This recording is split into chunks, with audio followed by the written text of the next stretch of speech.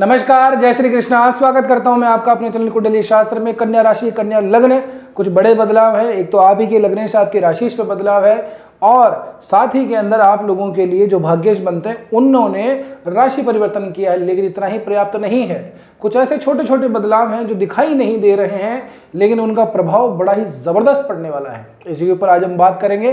तो शुरू कर लेते हैं सबसे पहले आने वाले सप्ताह के पहले दिन से, यानी कि मंडे, सोमवार 29 जून को क्या होगा कि आप लोग के लग्नेश जो है वो बुध महाराज वक्री हो जाएंगे।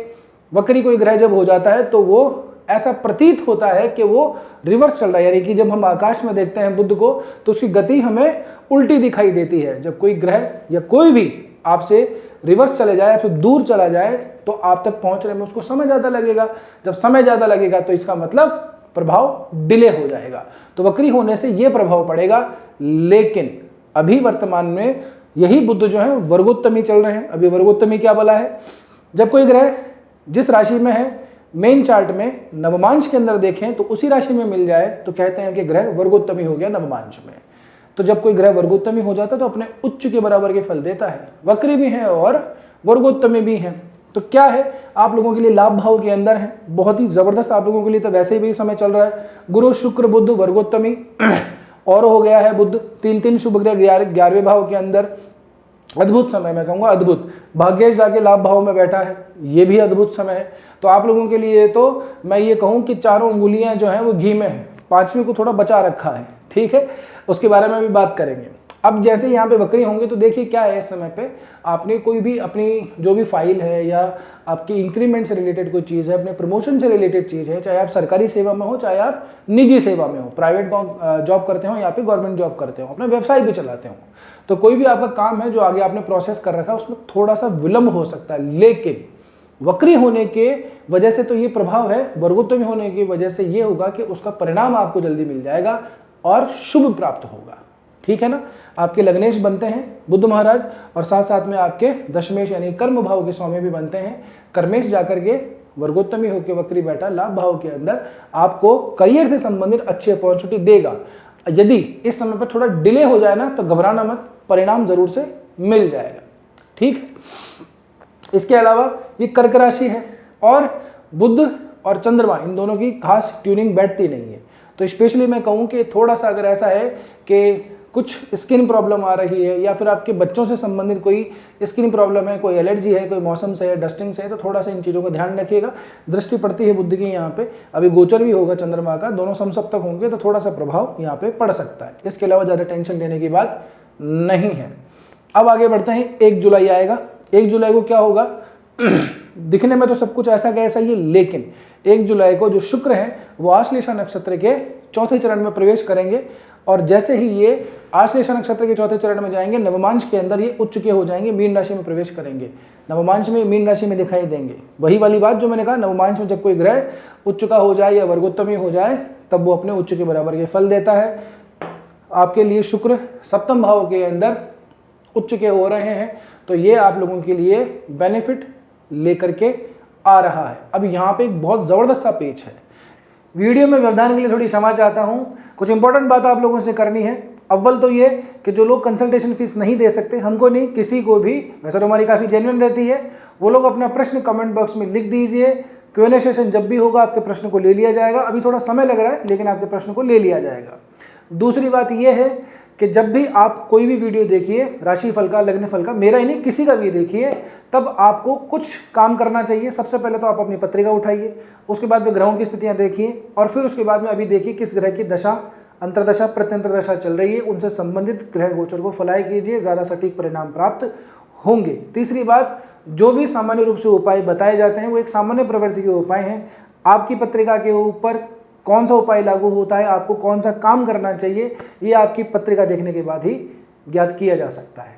बस इतना ही, आगे आप वीडियो एंजॉय कर सकते हैं। क्या है कि जिन लोगों का थोड़ा सेपरेशन चल रहा है दाम्पत्य जीवन के अंदर या बिजनेस में डिस्प्यूट चल रहा है और वो ये चाहते हैं कि यार ये डिस्प्यूट खत्म हो जाए, प्रॉब्लम सॉल्व हो जाए, ठीक है, अभी वक्त है, दोनों साथ में रह सकते हैं, तो उन लोगों के लिए 1 जुलाई से 4 जुलाई के बीच का समय ज़्यादा अच्छा है अगर अपनी प्रॉब्लम को सॉल्व करना चाहते हैं तो म्यूचुअली शुक्र के पॉइंट ऑफ व्यू से। यदि आपके दोनों में से किसी के भी या दोनों के ही शुक्र से संबंधित कोई दशा, अंतरदशा, महादशा में कुछ पड़ गया शुक्र का, तो ये आप लोगों के लिए ज़्यादा फ्रूटफुल रहने वाला है। अब इसके साथ में ही एक और दिन जैसे बढ़ाएंगे, 2 जुलाई को होगा। ये जो शनि आप लोगों के लिए दाम्पत्य जीवन में सप्तम भाव में बैठे मीन राशि में, ये रेवती नक्षत्र के दूसरे चरण में प्रवेश करेंगे। अब ये नवमांश के अंदर अपनी स्थिति फिर से बदल लेंगे। अभी वर्तमान में देखेंगे तो यहाँ पे शनि और राहु नवमांश में चौथे भाव के अंदर युति करके बैठे हैं आप लोगों के लिए। लेकिन जैसे ही 2 जुलाई आएगी, गोचर बदलेगा शनि का, ये आप लोगों के लिए मकर राशि अपनी खुद की राशि में आ जाएंगे। शनि, राहु और शनि की युति टूटेगी नवमांश में, और शनि आप लोगों के लिए पंचम भाव में आ जाएंगे। दाम्पत्य भाव का स्वामी पंचम भाव में चला जाए, वैसे तो शुभ है, लेकिन ये ग्रह कौन सा है? ये शनि है। अब शनि जैसा ग्रह यदि ऐसे करेगा तो फिर किन लोगों के लिए लाभदायी होगा? उन लोगों के लिए जो लोग कोर्ट केस वगैरह के अंदर चल रहे हैं, सेपरेट होना चाहते हैं, अपनी जो भी मैरिज लाइफ है उसमें विच्छेदन चाहते हैं किसी भी कारण से, तो उन लोगों के लिए ये जो समय है ज़्यादा शुभदायी है। ठीक है ना? ज़्यादा शुभदायी कैसे कि आपका जो भी पेंडिंग ऑर्डर है उसको थोड़ा सा फास्ट प्रोसेस में कर दीजिए, रिजल्ट आप लोगों को मिल जाएगा। और ये तब ज़्यादा प्रभावी हो जाएगा जब आप लोगों के लिए शनि से संबंधित कोई भी इन दिनों के अंदर यदि अंतर प्रत्यंतर महादशा में कुछ भी चल रहा हो। बात समझ में आ गई होगी। थोड़ा आगे बढ़ेंगे, 4 जुलाई आएगी। 4 जुलाई जैसे ही आएगी, शुक्र राशि बदल लेंगे। ये इस सप्ताह का एकमात्र ग्रह का राशि परिवर्तन है। शुक्र यहाँ पे आएंगे केतु के साथ में, 12वें भाव में जाएंगे सिंह राशि के अंदर। 12वें भाव के अंदर शुक्र कुछ मामलों के अंदर काफ़ी अच्छे हैं, खास करके फॉरेन सेटलमेंट वाले मामलों में। तो जिन लोगों का वीज़ा वगैरह क्लियर नहीं हो रहा है, बार बार जाते हैं, रिजेक्ट हो जाता है, बढ़ नहीं पा रहे हैं आगे, है ना, किसी दूसरे देश में जॉब के लिए बार बार अप्लाई करते हैं, रिजल्ट नहीं आ रहा है, तो आप लोगों के लिए तो मैं कहूँगा ज़्यादा बढ़िया अच्छा समय है। शुक्र के गोचर से नवम भाव का स्वामी जाकर के 12वें में जा रहा है, यानी कि भाग्य की उन्नति कहाँ से होगी?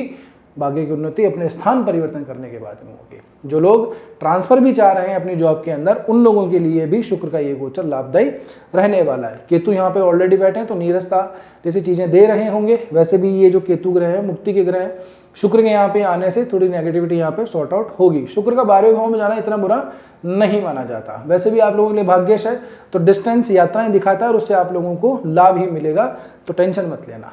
ठीक है ना?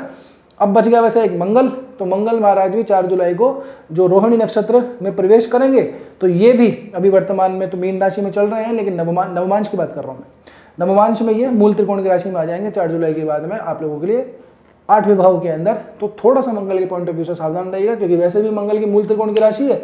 मंगल अष्टम भाव में नवमांश में जा रहा है, तो थोड़ा सा यहाँ पे अग्रेशन दिखाता है, थोड़ी बहुत दुर्घटनाएं, चोट चपट, एक्सीडेंट, गाड़ी वाड़ी थोड़ी स्लिप हो सकती है, छोटी मोटी खरोंच लग सकती है।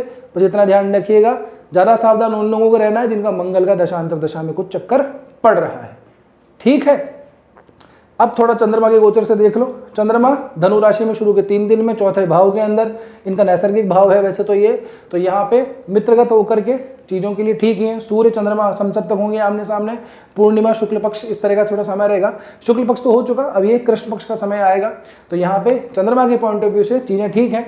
चंद्रमा वैसे भी आप लोगों के लिए लाभ भाव का स्वामी बनता है, चौथे भाव में जा रहा है, तो भूमि संपत्ति जो भी असेट्स वगैरह है वहाँ से संबंधित कुछ भी खरीदारी करनी है तो बढ़िया समय ले सकते हो, कोई टेंशन वाली बात नहीं है। आगे चंद्रमा बढ़ेंगे तो यहाँ पे मकर राशि में प्रवेश करेंगे, यहाँ से अपनी राशि पर समसप्तक होंगे। तो इसके पॉजिटिव तो मैंने अभी बता देता हूँ आप लोगों को, नेगेटिव बता दी। नेगेटिव तो ये है कि थोड़ा स्किन एलर्जी, रैशेस, बच्चों से संबंधित थोड़ी टेंशन है बहुत ज़्यादा, अगर वो हड़बड़ाहट से हो रहे हैं कि क्योंकि सब्जेक्ट बदलने का, जो भी अगर बच्चे आपके छोटे हैं और आगे स्कूलिंग 11th-12th में आ रहे हैं, 11th-12th पास करके दूसरी कॉलेज वगैरह में एडमिशन ले रहे हैं, तो बड़ा कन्फ्यूजन सा रहता है करियर को लेकर के, क्या करें क्या ना करें। तो ऐसे समय में जल्दबाजी में कोई निर्णय ना लें। ठीक है? और बाकी वो एलर्जी वगैरह हो तो थोड़ा ध्यान रखें। पॉजिटिव क्या है? रोमांस वगैरह के अंदर थोड़ी सी उन्नति है, समृद्धि है। अगर नीरसता चल रही है अपने प्रेम संबंधों के अंदर, तो यहाँ पे चंद्रमा के गोचर की वजह से थोड़ा बहुत चंचलता, थोड़ी बहुत आप लोगों के लिए स्फूर्ति आएगी, रोमांच थोड़ा सा बना रहेगा जीवन के अंदर, है ना। लाभेश भी है, लाभेश पंचम में चला जा रहा है, अच्छी बात है। धन से संबंधित भी चीज़ें मिलती हैं, विद्या के मामले में भी स्थिति काफ़ी कुछ लाभदायी रहती है। आगे बढ़ेंगे तो आखिरी के 2 दिन सैटरडे संडे ध्यान रखना है स्पेशली। जैसे अच्छी बातें वैसे ही 2 दिन भी स्पेशली ध्यान रखिएगा, क्योंकि जो अपना जो रेगुलर वीडियो देखते हैं उनको मालूम है, अपन डराते तो हैं नहीं, जो चीज़ें जैसी हैं वैसी बताना जरूरी है। सावधान करना मेरा काम है, मैं कर देता हूँ। यहाँ पे राहु बैठा हुआ है, राहु चंद्रमा की युति होगी 6ठे भाव के अंदर, बुद्धि में ब्लास्टिंग कर देगा, कोई बड़ा निर्णय नहीं लेना है इस समय पे।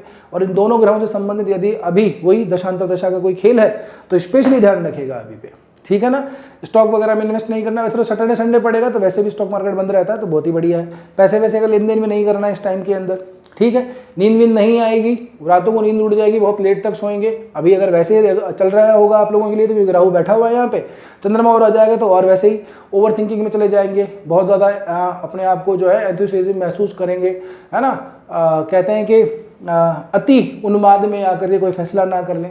तो इन चीज़ों को थोड़ा ध्यान रखें। और यदि कोई न्यूरोलॉजिकल प्रॉब्लम है तो ज़रूर से उसकी कोई दवा वगैरह का प्रबंध करके रखिएगा, ठीक है।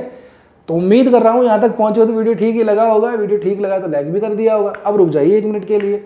रिक्वेस्ट मेरी है आप लोगों से ये है कि आप आते हो देख के चले जाते हो, कोई सब्सक्राइब नहीं कुछ नहीं, तो देखो सब्सक्राइब कर लो। देखो हमारा भी परिवार बढ़े, बहुत सारे लोगों ने पता नहीं बहुत सारी अपना परिवार बना लिया है, तो हमारा भी परिवार बढ़ना चाहिए।